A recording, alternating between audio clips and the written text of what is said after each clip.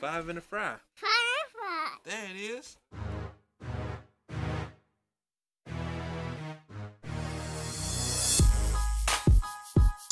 Good morning, good afternoon, good evening. I am your host, FableAngelo. And this is your boy, your co-host, J. Diddy. This is Five in the Fry Podcast, the place where you come and get five-course conversation with a side item of football. A little bit of that. Football? A little bit. And some other things, too. Would you allow me? J. Diddy. I'm still waiting on that question. For that statement. Give it to me. Come on. J. Diddy. Yes? Can you please tell us what's on the menu for tonight, my brother? Absolutely. And F.A., I'm so glad and elated that you asked. Sometimes you forget. One day I'm going to take over the show, man. I apologize. All right, so we're going to talk a little bit about the Colin Kaepernick situation. I'm going to say less, and we're going to get into it. Secondly, there has been some things happening in Canada, and actually in the U.S. as well, with kids coming up missing, child pornography involved. We're going to talk a little bit about that as well with some details. We have a segment that I think a lot of young ladies, women in general, would like. Have you ever felt like sometimes you don't even make decisions for your own body? I do sometimes. Ladies, okay. Oh, ladies. Maybe I'm sorry. Yeah. Go ahead. And last but not least, I'm sorry, no. Dr. Dre has said some things about the state of hip hop, and we're gonna get into quality over quantity. West Side. Break down into some opinions about that. And last but not least, our new segment. We're bringing it back again this week. The second amendment. FA is gonna chop it up and give us some more details and some more scenarios about that situation, so you all be well informed, man. I sure But am. first, FA, just like we talked about, Colin Kaepernick. This is a heavy topic, heavy issue. A lot of man. people are weighing in on this, man. Let me start this timer, man. Go ahead. So basically, it's been a lot of people talking about this issue of Colin Kaepernick. Of course, if you have been living under a rock for the last 3 or 4 years, Colin Kaepernick began kneeling for the Social justice. Yeah, he started kneeling for the social. And may I add, a person in the military who fought for this country. Let's not forget that, right? Gave him that idea. So yeah, to kneel, and he ended up getting blackballed for kneeling. He got a lot of flack for it, but a lot of people were in support. So fast forward to now, he's still not employed. But just a few weeks ago, or a couple of weeks ago, he was offered a workout by the NFL, and he did not show up to that workout.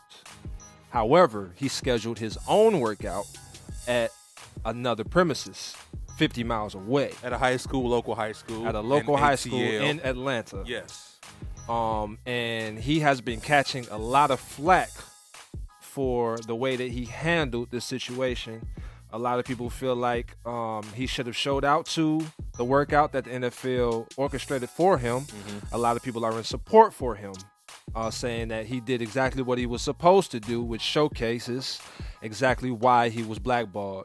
J. Diddy, would you like to continue? So absolutely. So just imagine, FA, you're an athlete, you've been out the game for a couple years, you're 32 years old, and out of the blue, like this wasn't in the calendar in advance. This was the NFL reached out to him on a Wednesday, gave him a couple hours to confirm that he was going to agree to it, to doing his workout. So what I don't think has been talked about enough is if Colin would sign up to do this workout in Atlanta, in the Atlanta Falcons state-of-the-art facilities. They're gonna have media there. It's exactly like a pro day. If you're familiar with a pro day, that's when the athlete's coming out of college with aspirations to go into the NFL. He works out in what's called a pro day. He has receivers. He works on timing. He works on strength. He really showcases his abilities, and that's exactly what this was for Colin. An opportunity for NFL owners to take a look to see if he still got it. So what have you? But there was also a detail that he had to sign this waiver. All right. And what this waiver entails is potentially this could, if Colin signs this waiver, this could potentially release the NFL for or release them of any wrongdoing, any grievances. Being sued. Yes, the responsibility of being sued for any kind of grievance that Colin has against the NFL. And if first of all, do I trust the NFL? No, I don't think so. This is a corporation who has young men who beat on their women still playing. These guys, they crack down on marijuana and stuff like that, but we have a lot of indecent human beings, on the NFL, but I'm getting sidetracked. Yeah. So allow me to, first of all, it was rushed. Roger Goodell actually had a lot to do with this too, which is a little surprising, but he was vouching for this. He wanted to make this happen, so they made it happen. Colin Kaepernick declined. He's going to do his own thing. He had his own media at the high school. He did his pro day, and if you've seen when he did the interview at the end, he had the shirt he had on. Go check it out. He had a shirt on that some people didn't agree with as well. Correct. How do you feel about this, though, man? I know T.O. went on ESPN and talked to Stephen A. Stephen A. weighed in on this, and I completely disagree with not everything Stephen A. stands for with the situation, but the fact that this is still another scenario of just shut up and play. Like how dare you turn down with the NFL? Look at the great lengths they went to try and get you to come over here and get some notoriety again and let the NFL team owners pick and choose. Okay, I think this guy still has it, so we're gonna go with him. Like, how could you turn that down, Colin Kaepernick? How dare you smack the hand that's trying to help you? And are they really trying to help him, man? Well, my thing is my main question is. This is a loaded topic, man, because there's so many unanswered questions that need to be clarified. And I feel like, at the end of the day, to be totally honest with you, the Colin Kaepernick camp, I think they could have done a better job of coming and speaking out about exactly what happened and all of the details of this situation. Because, at the end of the day, we're all going off of speculation, off of what we think happened, what we think the waiver said. Right. You know what I'm saying? And if Colin Kaepernick's camp would have came out and said, okay, this is what happened, we didn't sign it because this, and blah, blah, blah, bam, you know what I'm saying? We would be able to say, okay, yeah, this is exactly what happened. We heard it directly from Colin Kaepernick instead of, okay, we heard from them that said that they talked to Colin Kaepernick's camp and blah, blah, blah, blah, bam. You know what I'm saying? So I think that's the only thing that I have. That's the only strike that I have against Colin Kaepernick is he needs to clarify his stance or his position on this because everybody is just guessing, man, right now. Everybody's just guessing. And, of course, we know NFL, you know what I'm saying, we're very leery of believing them because he shouldn't have been blackballed anyway to begin with. You know what I'm saying? So I understand that he doesn't trust them. But at the same time, you are asking them for a job, bro. You know what I'm saying? You are asking them to be employed. And then we gotta incorporate, okay, there was also a suit, a collusion that was settled for an undisclosed amount that we still don't know how much he made off of that. It was some money. You know what I'm saying? And I'm not hey, that it was supposed to happen. He was supposed to get paid for that. That was a collusion suit. You know what I'm saying? But at the end of the day, this is a totally different situation aside from the suit. Now he's asking to get reemployed from that same organization. So that's what I'm saying. This is a loaded topic, bro. There's a lot of questions. But what I just heard from you, allow me to clarify. Go ahead. By asking you some clarifying questions. So to some degree, you feel that Colin is at fault in the situation. Like he should have at least went to the workout and did something. No. Okay. I don't believe that. You gotta let me know, bro. I'm listening. I'm like, dude, like what? I thought what? No. Let me clarify. Okay, please. I don't believe that he should have went to the workout in spite of what that waiver said. Because from my understanding, if he wouldn't have signed that waiver, there wouldn't have been no workout. Nope. So I'm not sitting here saying he should have signed that waiver. What I'm saying basically is, okay, come out and let us know why you didn't sign the waiver, or, you know what I'm saying, let your constituents handle that as opposed to making it look like you're doing this as a PR stunt. Gotcha. Because you're giving the people that are skeptical of your move ammo, you know what I'm saying, to fire against you. Absolutely. You need to speak about this, bro. You know what I'm saying? Clarify it for us so that we can continue to fight for you. Okay. You dig what I'm saying? Yeah. That's all. It's too many question marks. It's smokes and screens, in my opinion, by the NFL. I don't think they were being forthcoming with the amount of time they allowed him to, yes or no. He didn't have much time to do that, as well as this waiver. That's the biggest question mark to me. Yeah. I agree with you on the fact that, hey, Colin, I need some more information out of you, bro. Right. Okay. Why didn't you sign a waiver? What did the waiver entail that made you not want to sign it? You know what I'm saying? So on and so forth. But again, we spent a lot of time on this. Yeah. Hey, but I still stand in solidarity with Colin. I'm still with the men who are protesting and speaking up about the injustices of our country, Absolutely. who have those platforms, being athletes and just in media generally. But another thing that's going on right now, especially in Canada, man, 348 adults were arrested in Canada for a child pornography ring. This is alarming, man. And so on social media, you see a lot, man, of kids coming up missing. Our babies, bro, they just coming up missing, and this is what's happening. Like, this is a $1 billion industry, man. Kidnapping kids, shipping them who knows where, taking advantage of their innocence. This is going to have some long-term effect for all 400 of those kids. But allow me to give you some details about the situation. Absolutely. 400 children have been rescued and 348 adults arrested following an expansive and extraordinary international child pornography investigation by the Canada Police announced Thursday. This is coming from the NBC News article, right? Okay. This is an extensive raid, or what do they call it? Undercover situation, right? This is a 3-year project named Project Spade began when undercover officers with the Toronto Police Service Child Exploitation Service made contact with a Toronto man allegedly sharing very graphic images. So this is how it started. In October 2010. So this is far-reaching. This is an extensive investigation. Police said their investigation revealed an entire child movie production and distribution company. Oh my God, dude. That's some sick. Ran by a 42-year-old man, Brian Way, according to the police.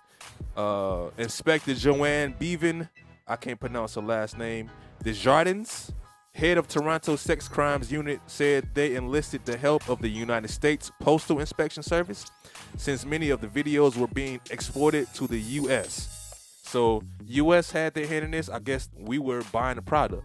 I don't mean we as in I would never do that. But there were a lot of American customers. Absolutely. It doesn't surprise me.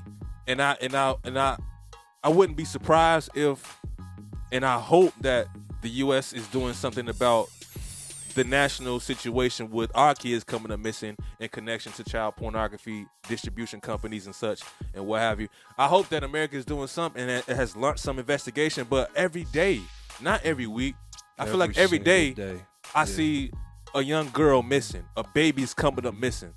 You know, like, this is hitting home because I do have a kid. You have kids. Like, just imagine, you know, where are they? They're being snatched up. We don't know where they are.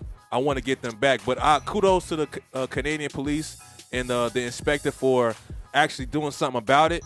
Yeah. And actually rescuing almost 400 kids. Bro, I mean, honestly, dude, like, we went to a Bulls game, and I took my nephew and my stepson and my wife. We went to the Bulls game, you know what I'm saying? And after the Bulls game, you know, we were walking out, and for a split second, me and my wife, we took our eyes off the kids. This was years ago. We took our eyes off the kids, disappeared. In a crowded Bulls game, That's bro. scary, man. This was one of the worst feelings I ever felt. I'll never forget the way that I felt. Of course, you know what I'm saying, we eventually found them, but, you know, I'm just saying that to say I can only imagine the way that these families are feeling, the families of these children that are missing, you know what I'm saying? And then you hear stories about a child pornography ring, bro. Like, it's a it's a lot of sick individuals in the world, man. 100%. And I hate to make it seem as though, you know what I'm saying, there's more negative than positive, because I'm a firm believer that there's a lot more good than bad. But we have to talk about the bad because it can directly affect us. Not because, like, it's not affecting you directly right now. However, it's a possibility that it may affect you. We always You know sitting around saying, hey, It'll never happen to me. Exactly. That'll never be my kid, or that'll never be my, my wife, or my, whatever. But it's happening to somebody, bro. And if we allow it to go on, just like Martin Luther King said, an injustice anywhere is, and I'm butchering it. Is an injustice everywhere. It's an injustice everywhere. So allow me to give more details about this situation too. And I was on social media, and shout out to Mike Parks, man. What's up, Mike? Hey, he's silly as hell, man. But you know what? Every once in a while, this dude has some.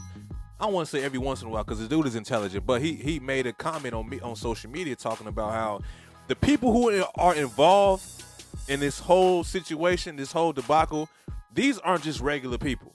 I saw that. These are people, government officials, lawyers, teachers, doctors, public servants, doctors. They're all in collusion. Professionals, quote unquote professionals. Police seized over 45 terabytes of data from the 4 million businesses that distributed over 50 countries are involved in the situation. Australia, Spain, Mexico, Sweden, Greece. This is an international situation, bro. As a result of the investigation thus far, 50 people were arrested in Ontario, 58 in Canada, 76 people were arrested in the U.S., 164 public servants, lawyers, judges, whoever, and internationally, 160 people were arrested in this whole situation. So across the entire world. The entire world is in on this situation, man. And this is only the people that they've caught. Yes, that is a good point as well. These are just the people that caught, that didn't get away. Imagine how many people are still out there on the loose, continuing this situation. Yeah, hey, if you listening, man, shame on you, man. I can't say what I want to say on this mug, man, because they censor the hell out of us. But it makes me mad, man. Yeah. So should every American who reads about this or who hears about this. Everybody should be upset about this and trying to figure out what we can do to stop this situation from happening. And it's like a message to all those who have kids. Please, please, please watch your kids. Love your kids. Pay attention to what your kids are doing, where they're going, who their friends are, if they go to their friend's house, you know what I'm saying? Because 9 times out of 10, I would like to believe that it might have been someone that they trusted that snatched them up. It's always somebody that's close to you. Yep. You know what I'm saying? That's able to do the most harm. Absolutely. You know what I'm saying? So please, please, please take care of your kids. Watch your kids, man. Please. So let's segue into our next. First of all, like it's tough to segue from that. Yeah. Because I mean, we can. That's a whole show, bro. A whole episode. And the next situation, man, to the young ladies out there who feel that they have no say so in with what happens to them, to their bodies. For example, birth control or abortions and what have you. Women, do you feel that you don't have any control over your own body? It's crazy that a bunch of white men can sit in a room and pass legislation on what you're allowed and what you're not allowed to do with your own body. And I know is this weird that 2 guys are talking about this? I mean, yeah and no. Yeah, but man, we're advocates for that. You know, just being civilized human beings, like nobody should be, you know what I'm saying, making decisions about your body. I mean, there's no representation of women in this room who are making these decisions. How does that make y'all feel about that? Yeah. Does it make you feel weird that 2 guys are talking about it right now that too. as opposed to, you know what I'm saying, have a conversation with a young lady that would like to be present? I mean, if you would like to call in and speak your piece, man, we would definitely love to hear you, and we would broadcast you on the show and let you have your voice, man. 100%. For real. I was actually talking with a group of young ladies, at some colleagues at my job about this situation, man. And again, this isn't just something that's happening now. If you could go back to the 80s, 70s, where they were passing legislation that the men couldn't even be in. If you want this money, if you want this government assistance, we want to make sure ain't no guys at your crib. The movie, remember the movie Claudine? She had that. I never saw that movie. You never saw Claudine? So that was a movie that opened my eyes to what was going on with government. So anytime, let me give you an example of what happened in the movie. So she met a guy. I don't know if they hit it off or whatever, but every time that the government official came over to her house, she had to hide all her valuable things, like a toaster iron or an iron. She had to hide all the valuable stuff because the inspector that came in the house is thinking, how did you don't have this much money? How could you afford somebody helping you out? Right. So that's another scenario, another example of the control that the government. Yes. Yeah. So they practice over women, and that was an issue too. In one of the panels, the discussions where Killer Mike and T.I. was present and Candice Owens was present, and that's one of the topics that Candice Owens presented. You know, so I know a lot of people aren't fans of Candice Owens, people of color, but she was presenting the difficulty of the government having control of who gets their support, you know what I'm saying, and the fact that the only people that they support in our communities are single mothers.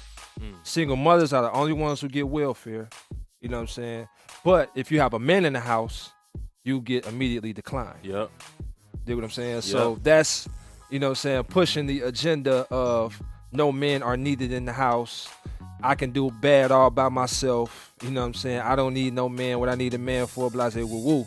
You know what I'm saying? And that's, I'm sorry. You know, and that's the added effect to what you were talking about. Like, how much control can we allow the government to have over not just our women, but our households? And to think too, man, we can get into double standards. Yeah. But aside from that, the fact that, like you said, how much control should the government have? But when you talk about abortions, I forget the young lady. I'm thinking about how this is included with talks of the degradation of the African American community, right? Not having a man in the house, that is dismantling the structure of a family unit. Absolutely. If it was illegal for a man to be in the house, he got, like, I don't know, women. How do you feel about, like, he got to go? Are you going? Like, well, I don't want to get into that. Not necessarily do he have to go, but I'm going to flub this paperwork to make it seem like he was never here. Exactly. Why should I have to do that, though? And to add to another situation where I've been seeing on social media, too, a lot of big people been talking about child support, right? Man, like, first of all, man, if you have kids, if you out there making babies, shame on you if you ain't taking care of them, man. Hey, you know what? I don't want to be your friend. I sent two of these to you, both bro. of them, man. Two of these. Can I add another one in there? I'm trying to keep it clean. But you know what I'm saying? I don't want no association with you at all. I don't want to be your boy at all. All the guys that are friends with us, our associates, our friends, our family members, I don't know a single person that's doing it. I don't even want to know you if you're not taking care of your kids. To you, bro. I've been reading so many situations on social media about this debacle with child support. Now a lot. I mean that's a loaded topic. We dealing with a lot of loaded issues here, man. That we can talk hours upon hours of every single individual topic. You know, so of course we don't want to talk your guys' ears off, but you know, just understand that you know this stuff is deep. It goes deeper than what we can just deal with in 5 minutes or 30 minutes or whatever. So we're just trying to give you guys a synopsis of where our heads are, you know what I'm saying, when it comes to these topics. But in the case of child support, you know what I'm saying, because, I mean, we can go down the list, man. We go from welfare to child support to abortion to women's suffrage to black women, you know what I'm saying, being the bottom of the totem pole, which a lot of women feel like they are. I mean, dude, it's a lot, bro. It is a lot. Like should we? This might call in 708. Please call in 320-9415. Ladies, call. Let us know. Send us a voicemail. You will be a part of the show. And we're not gonna let y'all ladies off the hook You know what I'm saying? The ladies that are taking advantage of this child support thing. That's the other side. The men that are taking care of their kids outside of the court, but you still take them to court just to get a check. I give you 2 of these too. And you can add another one of that too. Yep. Shame on you. Shame on y'all. To answer the question, in my opinion, I don't think women have the control because they're not. This is taxation without representation. True. They don't have anybody that remotely looks like them making these decisions. What are we gonna do about this, ladies? We gotta do something about it. But because of the lack of time, we're gonna segue into our next topic, Dr. Dre. Since we were doing so much music, you know what I'm saying, our last top 5s or whatever, why don't we bring it into a full cast and talk about the music industry as a whole? Okay. So if you would like to introduce our next subject, which is talking about Dr. Dre, quality over quantity. Thank you, Huggy. I see you. Thank you, bro. Thank you, bro. That's Go the ahead, thing. Jaden. Quantity over quality. I'm 100% biased about the situation. I think that this generation of music has lost its quality. Hip-hop since its inception has been all about empowerment, all about community, all about unity, coming together. But somewhere along the line, it kind of took a left turn. You know what I'm saying? It veered off this path of, I don't want to say righteousness, so to speak, but if you listen to a rap song, it's hard for me to even listen to like the latest rappers because first of all, it's like a new person coming out every other day with a lil something, lil this and lil that. Yeah. Lil, you know what I'm saying? And the way in which they rap, the subject matter, it doesn't make any sense to me, man. Yeah. As a fellow musician, artist, you know what I'm saying? Yeah. Hip hop head. You know what I'm saying? All the above. Like, I know you feel or have a strong opinion about this situation, man. What's going on with you, F.A.? How you feeling over there, man? Another loaded topic. And let me tell you why. Because this can be looked at as a negative and a positive. Okay. You can look at it from a negative aspect and say, okay, the quality of music has been downgraded so much to where it's like everything is cookie cutter. It's just about, you know what I'm saying, putting out as much content as possible. Something got to hit. Yeah. You know what I'm saying? But, you know, it's like, okay, you're pushing out so much content. Okay, somebody finds something that they like, but then it's like people's attention spans are like, okay, somebody going to drop something new in the next 30 seconds. So, all right, cool. That was cool. What's next? And it's just bam, bam, bam, bam, bam. And that downgrades the quality and the downgrades the appreciation that people should have over music, because music is art. You know what I'm saying? And when you look at any other art form, you know what I'm saying, just like painting, there are $1 million paintings out here that, you know what I'm saying, have appreciated over time. You know, and that art form is appreciated. Why is music not appreciated in the same format?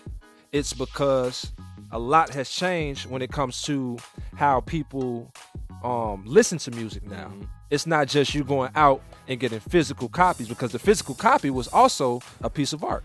And I'm glad you brought that up too, because now you got my wheels turning with how, you know, when you first came out as an artist, you might not have, especially black musicians, a lot of companies, record labels wouldn't gonna have you on their label because, well, the biggest reason is because you're black. But a lot of these guys selling their content from trunks, hustling. Right. Social, I want to say technology nowadays has changed so much, has innovated so much to where I can sit on my behind and disseminate something to the whole world with the click of a button. Exactly. Does that go into the motivation behind, hey, I can make some trash song and I'm gonna send it out and see who gonna like it, sitting on behind and press this button. I don't have to work as hard anymore. I could, you know, Kanye West, this dude will spend 2 years making one song. You know what I'm saying? Other artists can spend so much time making one track, one beat, writing a rhyme, spend so much time on it that, you know what I'm saying, I'm gonna go through every step to make sure this thing is sent out right. Other cats are just, hey, record that. Hey, mock Drop that up. it. Let's drop it, man. Drop it And, tomorrow. and it's like, man, your homies ain't saying nothing about it, dude. But it could be looked at as a positive as well, because now there are no gatekeepers. The barrier has been broken down. As the difference was back then, you had to be signed to a record label. You had to have this recording contract, this $1 million budget to be able to record, go into the studio and have these $1 million engineers and these $1 million producers work on your content or your album. And then you have this $1 billion industry or this corporation to help push that. Now that's been broken down with the help of the internet and social media. Yeah. You have the ability, if you're talented, to release music on your own. You don't have to sign a 360 recording contract where they take all your rights and all your publishing. You can own everything and release everything at your disposal. You know what I'm saying? Right. So, which means that we have more freedom as artists. You dig what I'm saying? So that freedom kind of took away the quality almost. Yeah, Is it's like that we said all that to say, or because that's what I'm hearing. Right. It's like a give or take. Yeah. You know what I'm saying? It's like, okay. And that's we can have a conversation about internet and social media altogether. Man, for real. Because it gives everybody a voice, which is a positive, but the negative is it gives everybody a voice.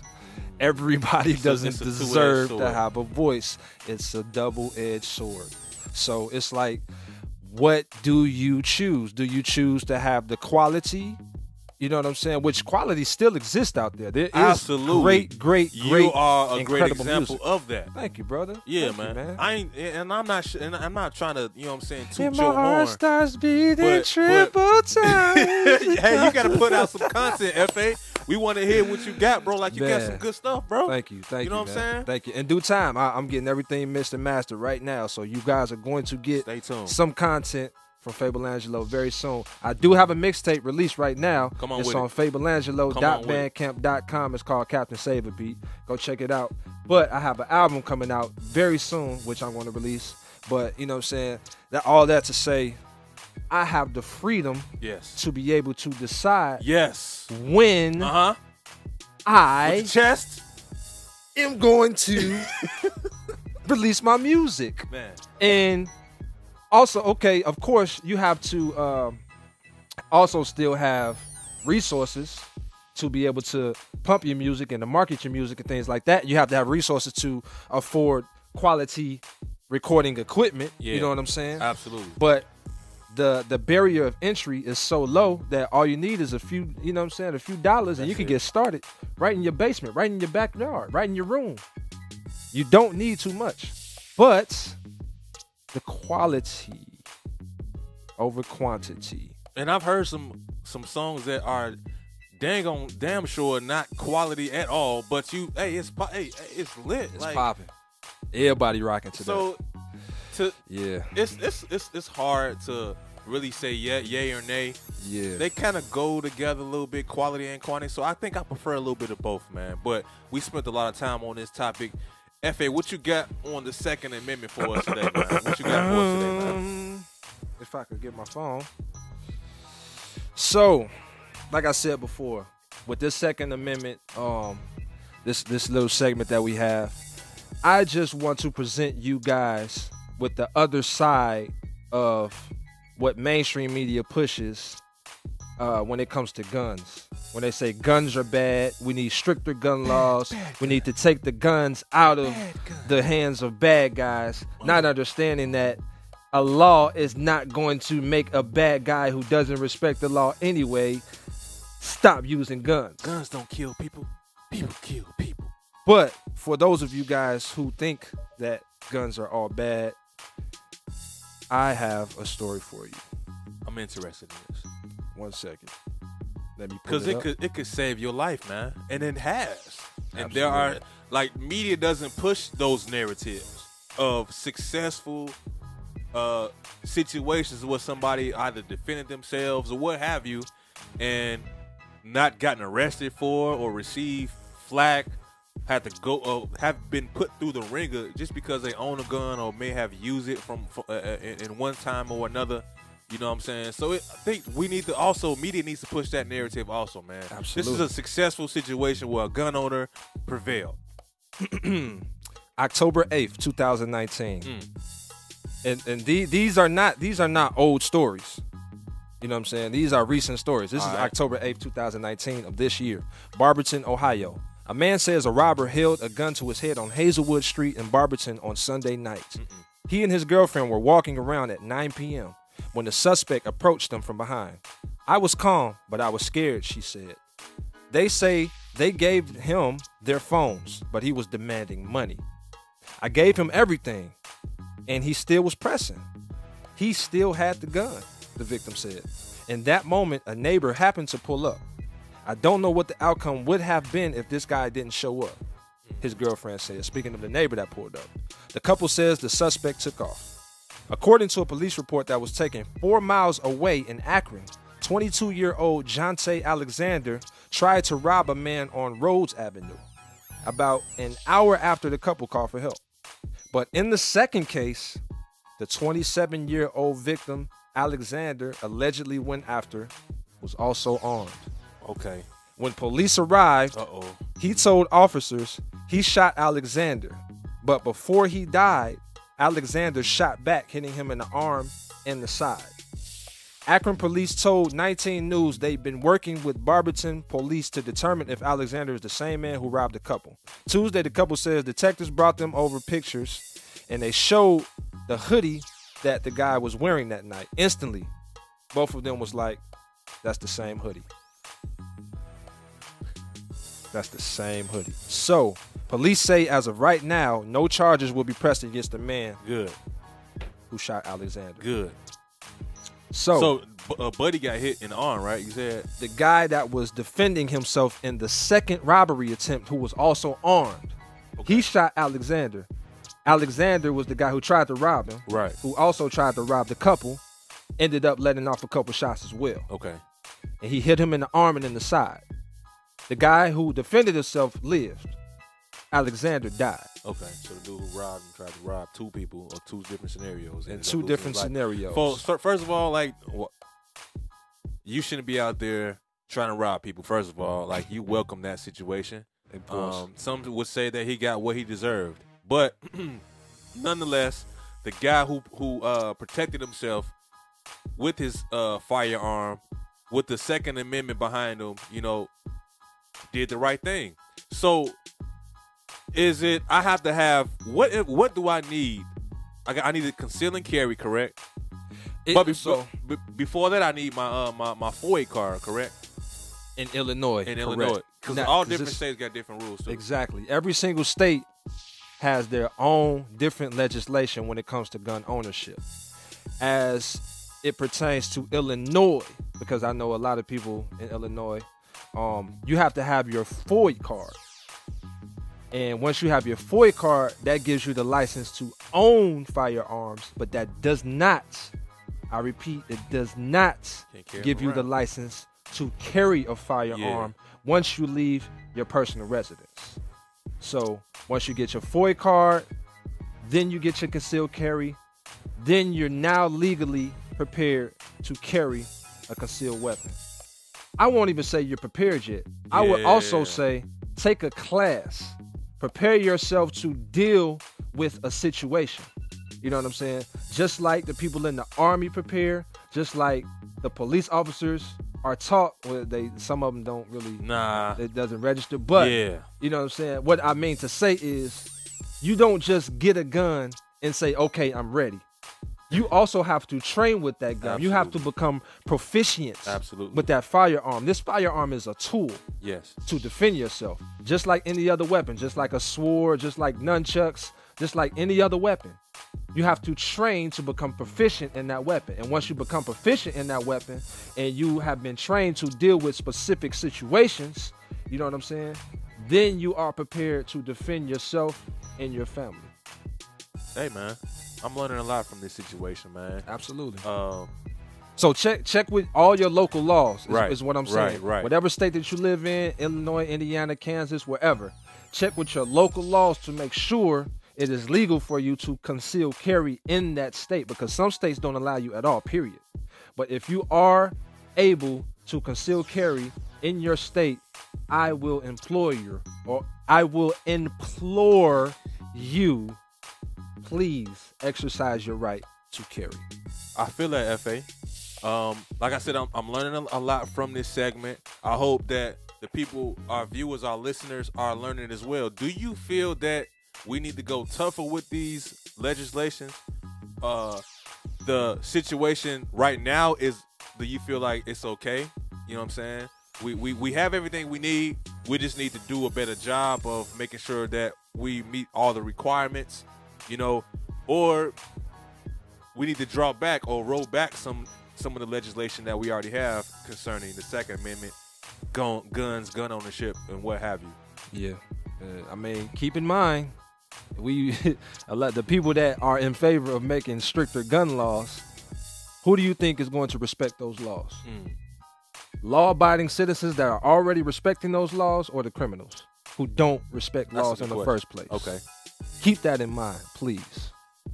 So it appears, man, we kind of went over a little bit, but that's okay. This is very informative. At some points, we kind of went off in tangents, but I think that the information was quality over quantity, and I'm hoping that you guys appreciate the episode, episode 3, season 3, episode 3. You know what I'm saying? We still going, baby. Come on with it, FA. I'm glad to be back, man. The fact that I can look at you, you know what I'm saying? Get 10. Give me 10. Okay. All right. Yeah. Come on with it, man. So, forever. You want to take us out, bro? You want to take us out? Oh, man. Don't forget, man. Hit us up, man, on Facebook. Hit us up on iTunes. Hit us up on the voicemail line. Hit us up wherever you can, wherever podcasts are available, man. But I am your host, FableAngelo. And this is your co-host, your boy, J. Diddy. And this has been another episode of Five in the Fry Podcast. Until we meet again, we bid you guys farewell and God bless. Out to the people. You are now listening to Five in the Fry. Hey, ooh, wee.